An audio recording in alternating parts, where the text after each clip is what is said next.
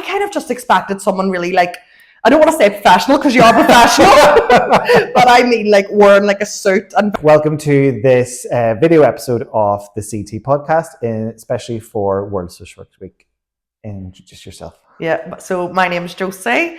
I'm a social worker. I was fortunate enough to have Simon as a social worker as well when I was going through diagnosis and treatment of cancer.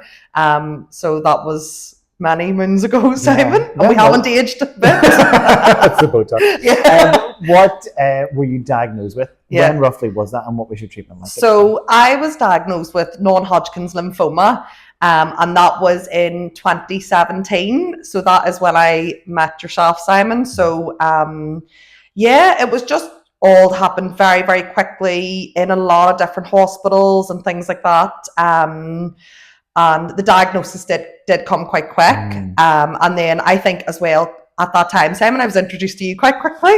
Yeah. So I was like, this social worker called Simon's come to me, and I was like, oh, who's he? And what was your initial thought whenever somebody said, here's a social worker? I was totally like taken aback. Like I'd never really, I knew about social work, and I worked in a current role at the time and kind of had an idea of what social work and things were, but I was very much like, oh, I won't need a social, like I don't need a social worker, or I'd be okay. And they were like, no, he'll come and meet you, and sure, see what you think when you meet him. And then it all like was really, really good. You were just so like bubbly and like not what I'd expected at all. In a good way. What did you expect? Just I don't know. I kind of just expected someone really like, I don't want to say professional because you are professional, but I mean like wearing like a suit and very much like nearly with a clipboard and like tick boxes and like very much like this is an assessment and things like that. And I suppose before then, Simon, when you'd heard the word social work, people just think like, oh, child protection, and it's to do with like you're not being looked after properly and things like that. But no, it was totally the opposite. Yeah. And now thinking about it from the perspective of being a social worker, is there anything that you see differently about that support or even how I introduced myself at that stage? Where you're just like, okay, I understand that differently now. Yeah. Oh, no, I thought it was really, really good. Simon, the way you'd introduced, you were so like calm, cool, kind of collected, you know, down with the kids, like not, but like, you know, like just what I mean, like at a level that you could kind of like build a really good rapport with you. Yeah. And I felt really, really comfortable to talk to you, like really comfortable about speaking about anything. And that view of having that social worker at that time completely changed my view of social work. You know, it completely like opened my eyes up. Like social work just isn't this one thing. There's so many different things that social work covers and like social work can support. So it really, really did change my view at the time. And since then as well, it's really like changed my view of things. And that's what ultimately made me want to become a social worker because of that experience. And at what stage did you then go, I want to go in and become a social worker? Yeah, well, when I'd met you, so I think it was like the second or third time I'd met you, and I think we'd like met for a coffee or something like that. It was really like a really positive, I had a really, really positive experience because I'd met you in the hospital setting, which was a very scary place, and it's scary for a lot of people. And my mum was like, couldn't believe that we were meeting a social worker and what was going on.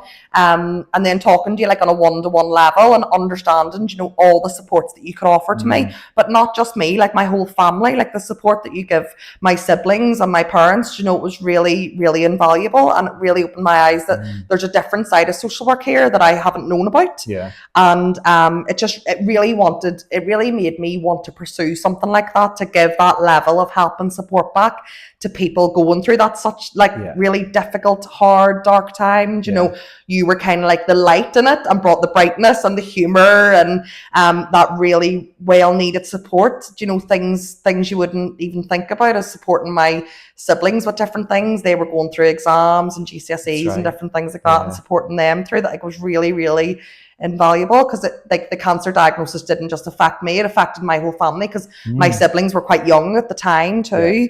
And even my mum as well, it kind of breaking things down for her and kind of on a level that she was nearly understanding, but it brought that lightness and that bit of hope with everything. So that's when I knew, like, I want to, even if I'm half the social worker that Simon is, I will be doing amazing. So that's why I wanted to really pursue it and go into it and just give something back to the society and to people. And I mean, that's it's definitely something that I consciously do as a social worker, because I know that when I saw you in the hospital, or when I meet somebody new in the hospital, it's a space that they're forced to have to come to. It's not a comfortable space. It's clinical, but also the power dynamic is on me. When I come into a room, you can't get up and leave because you're sitting on the chair and you still have to see your consultant.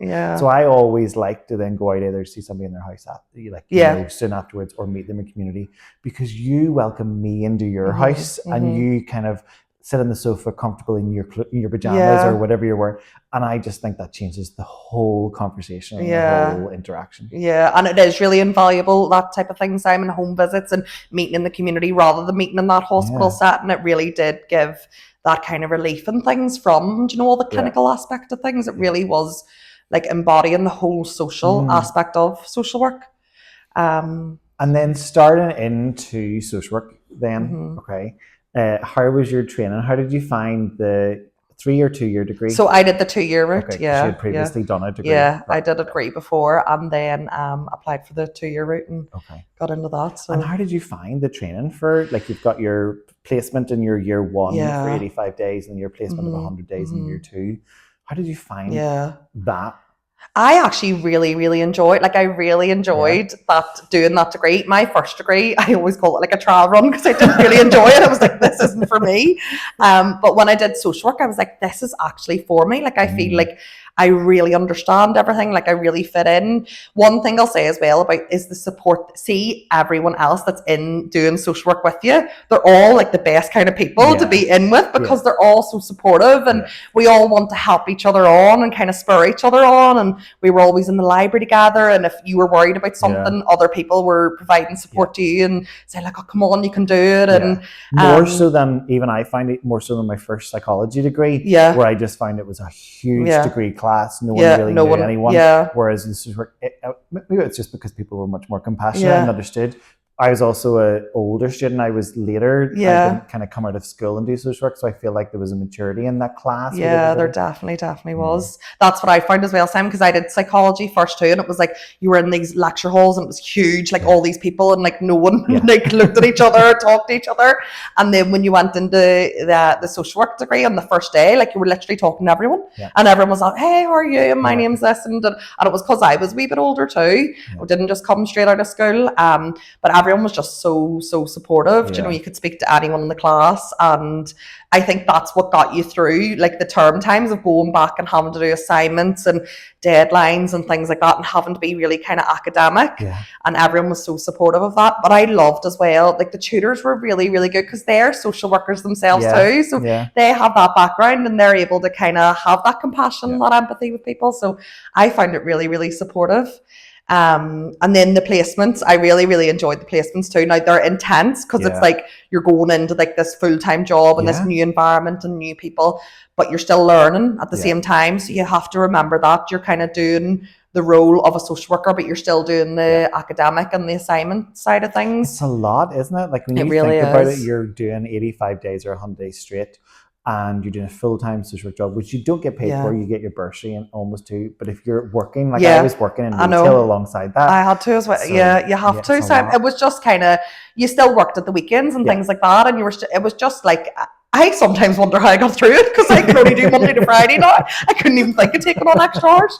But yeah, it was just like, you had that support from like your practice teacher, your on-site, all the people you kind of worked with. I found I was really lucky with my placements, where all the other social workers were really, really supportive, and everyone's been through the training, so they're able to kind of support you through it too, and using the likes of your study days and things like that, and then having a wee idea about your assignments, and then finishing early enough to kind of be able to do them. And looking back now, do you think having came through cancer, received a social work service, changed the way that you found those placements?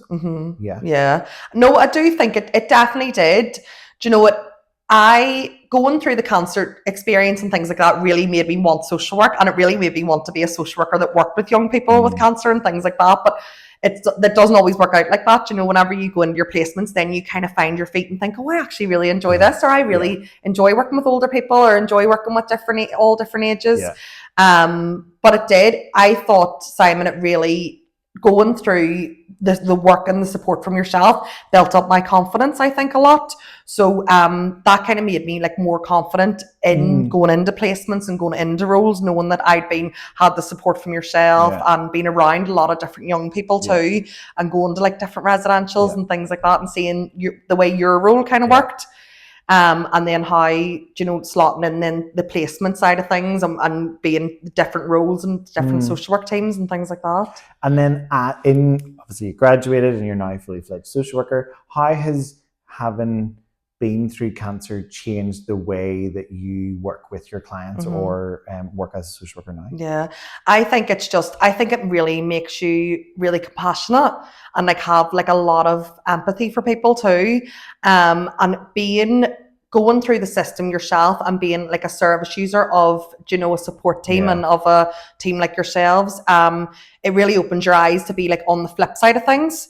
So it's nearly like you can actually feel. I know in social work you're always said like, I don't know what you're actually like. I can't feel what you're actually going through, but I can imagine what you're going through. Whereas this really opens your eyes to be like, you have been the person receiving the services, so you kind of know what it's like, and you know how kind of scary it is. And when someone's saying, "Oh, you're going to meet a social worker," it is a wee bit of like nerves. It's a wee bit of fear there, but it's kind of about like breaking down those barriers, and that's what going through your service, Simon, has taught me. It's breaking down the barriers and letting people see a different side to social work. Letting them see that this is what a social worker's like. That's not all that fear. And at the end of the day, we just want to help people. And we want the best for people, and we want to help them through those dark times and those difficult times, and make a really positive impact on their lives. So it has really. I think it's given me great skills, great empathy as well.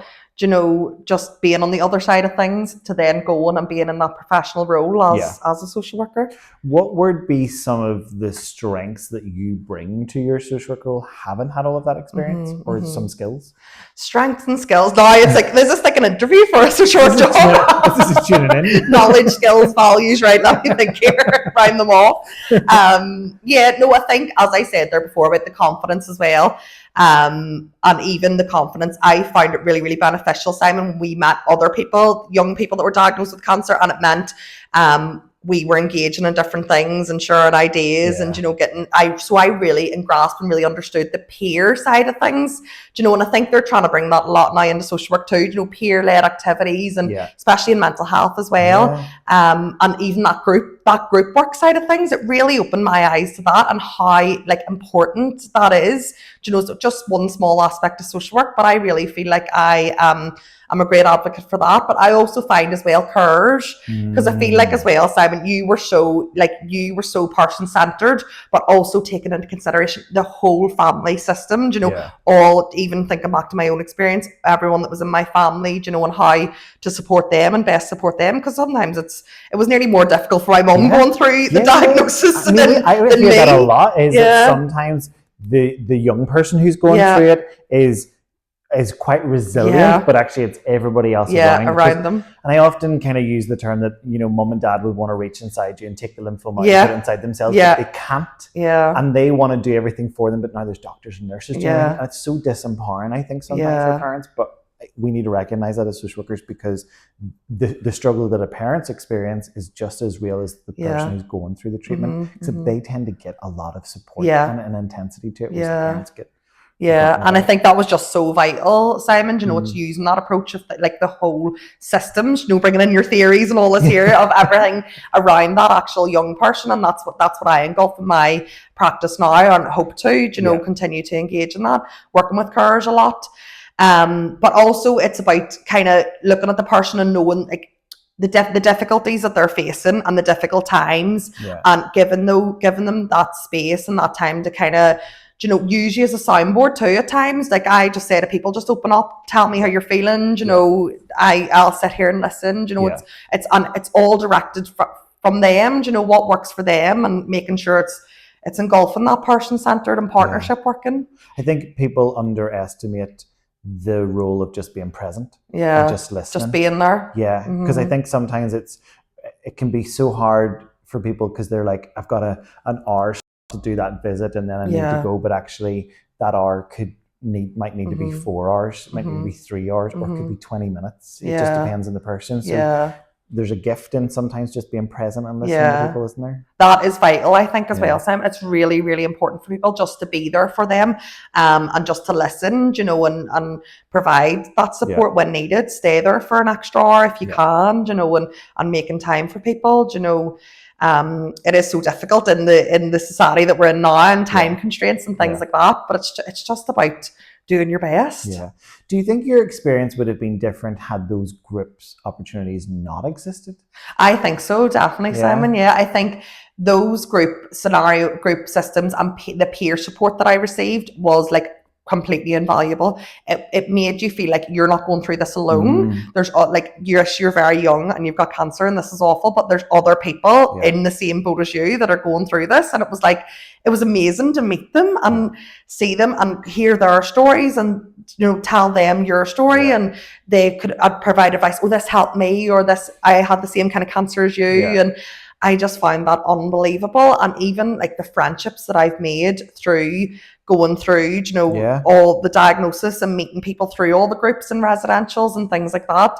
I'm still best friends with all those people. You know, it's like a friendship that you'll always have. It's just, it's amazing. I think sometimes people just think, oh yeah, run groups for young people. It's what they need. I think sometimes people forget there is purpose and intention behind them. So when we did Find Your Sense of Humor conference, you know, that wasn't just bringing people together and taking them over to England. That was come and learn or hear about things that, you know, people do talks and stuff like that. The same with like the Move Forward program wasn't just for people to exercise. It was also an opportunity for them to be around other people who got it and understood it and knew what it was.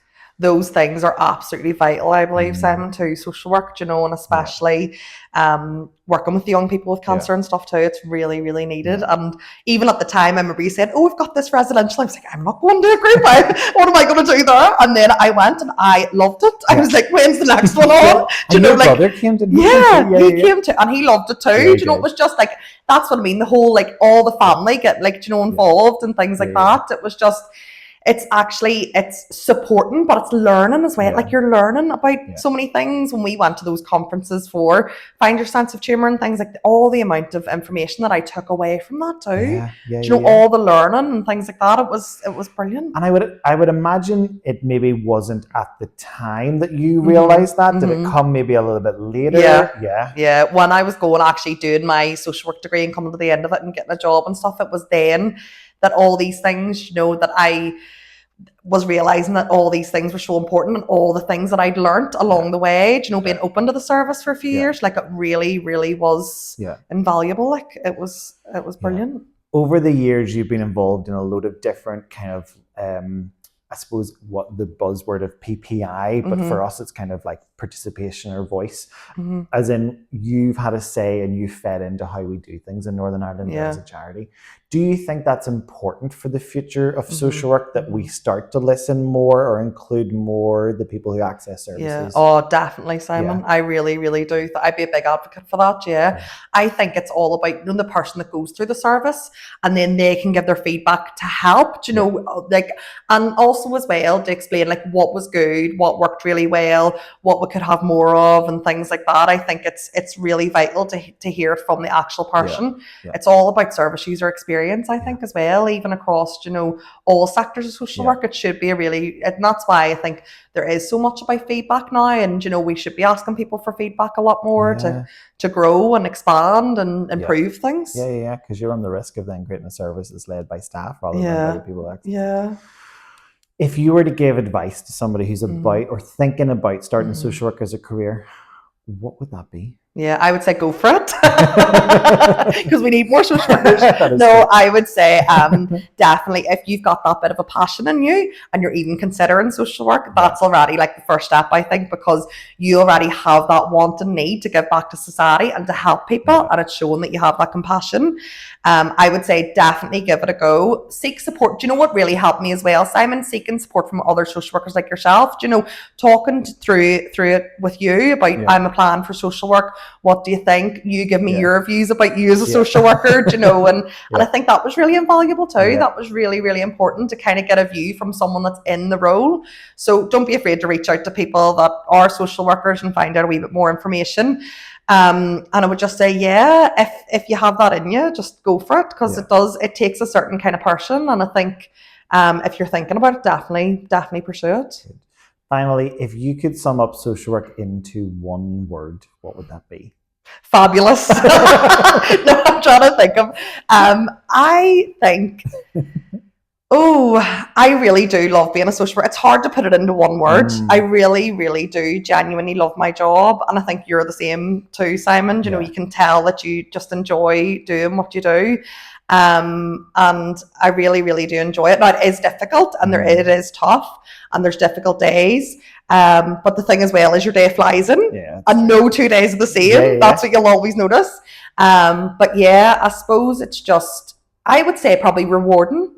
It is so rewarding for me as going through and seeing the changes made with people, and, you know, supporting them through really, really difficult times and things like that. And as we talked about earlier, just being there for someone. Just being there for someone is so vital and so valuable to people. So yeah, that's what I would say. Thanks. Well, thank you very much for today's podcast. Thank you.